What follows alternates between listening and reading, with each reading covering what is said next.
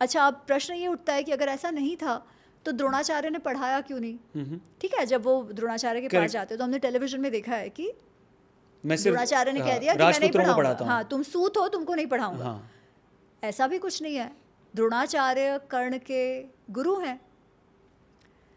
कर्ण द्रोणाचार्य के पास पढ़े हैं, आदि पर्व में ये क्लियरली आता है। ओके। और उसके बाद भी पूरे महाभारत में एटलीस्ट 2 से 3 बार कर्ण स्वयं कह रहे हैं कि मैं तो द्रोणाचार्य और परशुराम दोनों का ही शिष्य हूँ। तो ये दूसरी बात। तो फिर परशुराम के पास क्यों गए अगर द्रोणाचार्य पढ़ा रहे थे तो? ठीक है। इसीलिए गए क्योंकि कर्ण को ब्रह्मास्त्र सीखना था। क्यों सीखना था?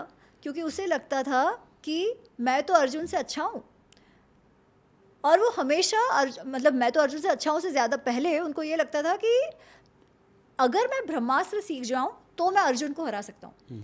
पूरा समय he is only competing with Arjun. अब ये बात भी देखिए कि अर्जुन कर्ण से बहुत छोटे हैं, ठीक है, फिर भी Karna is extremely insecure and jealous of Arjun. और कर्ण और दुर्योधन साथ मिल जाते हैं, दोनों मिलकर पांडवों को हेट करते हैं बेसिकली, ठीक है, उनसे कंपटीशन करते हैं। तो दुर्योधन और कर्ण की मैत्री बात बाहर आके नहीं हुई है, द्रोणाचार्य के गुरुकुल में हुई है। ठीक है।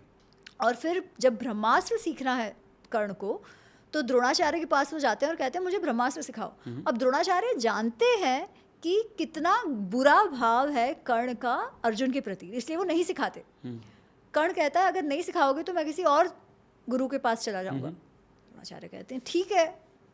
तब जाके वो परशुराम के पास जाता है और झूठ बोलता है कि मैं भृगु वंश का ब्राह्मण हूँ, आप मुझे शिष्य के रूप में लीजिए। और परशुराम जी से झूठ बोल के वो ज्ञान अर्जित करता है। So this is the other thing. Okay.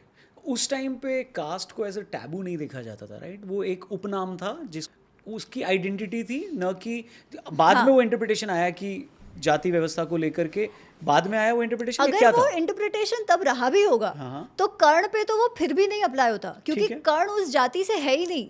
But उसका इतना कुछ वेद व्यास के महाभारत में ऐसा कुछ वर्णन तो मैं आपको बताती हूँ। तो क्या जाति व्यवस्था वर्ण व्यवस्था है? क्या आइडेंटिटीज है? क्या थोड़ा बहुत कि आपकी जाति ये है तो आपको ये काम करना है। पर इतना रिजिड नहीं है कि इंटरमिंगलिंग नहीं हो रहा है, इतना रिजिड नहीं है कि इंटरकास्ट मैरिजेस नहीं हो रहे हैं। कितने हो रहे हैं? भीम ने हिडिंबा के साथ विवाह किया, ठीक है, हिडिंबा तो बेटा था उनका। हाँ एग्जैक्टली। अर्जुन ने उलूपी के साथ विवाह किया, वो भी तो इंटर ट्राइब इंटर कास्ट आप जो भी कुछ कहो।